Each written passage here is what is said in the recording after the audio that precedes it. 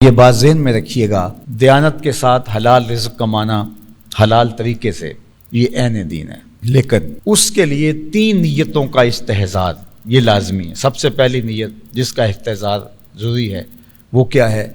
اپنے آپ کو سوال کی ذلت سے بچانے کے لیے کاروبار کیا جاتا ہے، رزق کمایا جاتا ہے کہ میں ضرورتیں رکھتا ہوں، مجھے 3 وقت کا کھانا بھی چاہیے، مجھے لباس بھی چاہیے، سر چھپانے کے لیے گھر بھی چاہیے، میری ضروریات ہیں۔ تو ظاہر ہے کہ اگر میں خود نہیں کماؤں گا تو یہ ضروریات پوری تو بہرحال ہونی ہیں، تو یہ کسی اور سے مجھے کرنی پڑیں گی، تو مجھے اس کے سامنے ہاتھ پھیلانا پڑے گا۔ تو اپنے آپ کو سوال کی ذلت سے بچانے کے لیے انسان کاروبار کرتا ہے، مزدوری کرتا ہے، ملازمت کرتا ہے۔ دوسری نیت اپنے زیر کفالت لوگوں کی ضروریات کی تکمیل، بچے ہیں، بیوی ہے، اگر بہن بھائی ان کا کفیل ہے، بوڑھے ماں باپ ہیں ان کا کفیل ہے، تو ان کی کفالت چونکہ اس کے ذمہ ہے، وہ بچے ابھی پڑھ رہے ہیں، ابھی بالغ نہیں ہوئے، ابھی بڑے نہیں ہوئے، تو ان کی ضروریات کو پورا کرنے کے لیے، تاکہ ان کو اچھے طریقے سے میں آسودہ زندگی کے ماحول فراہم کر سکوں۔ اور یہ جس قدر زیادہ اس کے پاس اللہ نے دولت دی ہے اس حساب سے اپنی اولاد کو آسودہ رکھے۔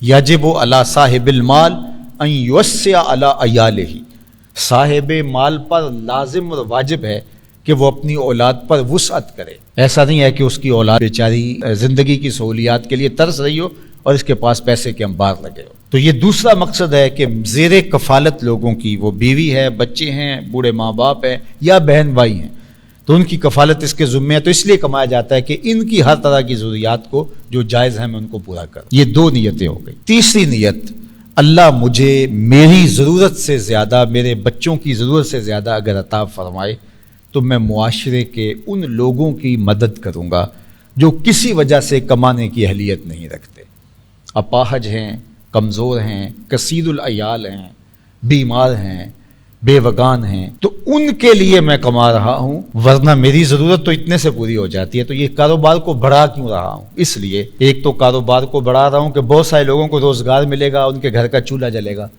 اور ایک جو اس سے مجھے حاصل ہوگا اس سے میں معاشرے کے ان لوگوں کی مدد کروں گا جو کسی وجہ سے کمزور ہیں اور وہ اپنے اخراجات کو پورا نہیں کر پا رہے۔ تو اس میں سب سے پہلے اس کے اپنے بہن بھائی آئیں گے، رشتہ دار آئیں گے، ان میں سے اگر کوئی کمزور ہے تو اس کو کھڑا کیا جائے۔ اسی طرح پھر اس کے بعد اس کے ہمسائے آتے ہیں، پھر اس کے ملنے والے آتے ہیں، معاشرے کے دوسرے لوگ آتے ہیں۔ جتنا اس کے کاروبار کا حجم زیادہ ہے اس کی ذمہ داریاں اس سے زیادہ بڑھ جاتی ہیں۔ تو یہ تیسرا مقصد ہے رزق کے کمانے۔ اگر ان 3 نیتوں کے استحضار کے ساتھ کوئی شخص رزق حلال کماتا ہے تو اس کا سراسر یہ رزق کمانا دین کہلاتا ہے۔ اور اگر نیت چوتھی شامل ہو گئی کہ میں معاشرے میں نمایاں ہو جاؤں گا اور اپنے رشتہ داروں میں تفاخر کر سکوں گا کہ دیکھو میرا گھر تمہارے گھر سے بڑا ہے، میری گاڑی تم سے زیادہ مہنگی ہے، تو پھر یہ چیز وبال بننا شروع ہو جاتی ہے، اگرچہ رزق حلال ہی کیوں نہ ہو۔ تو صرف 3 نیتیں جن کا استحضار، میں سوال سے بچوں، زیر کفالت لوگوں کی ضرورت کو پورا کروں، اور اگر ان 2 سے زیادہ میرے پاس ہو تو معاشرے کے کچھ لوگوں کی جتنی مجھ سے ہو سکے میں مدد کروں۔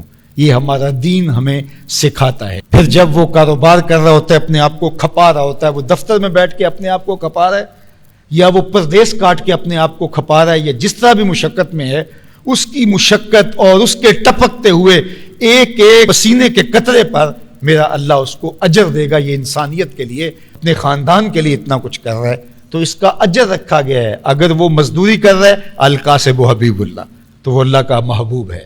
اور اگر وہ تاجر ہے اور وہ وہاں بیٹھا ہوا ہے، بظاہر آسودہ ماحول میں دفتر میں بیٹھا ہے، لیکن دیانت کے ساتھ کر رہا ہے، التاجر الصدوق مال انبیاء یوم القیامہ، سچا تاجر قیامت کے دن پیغمبروں کے ساتھ اٹھایا جائے گا۔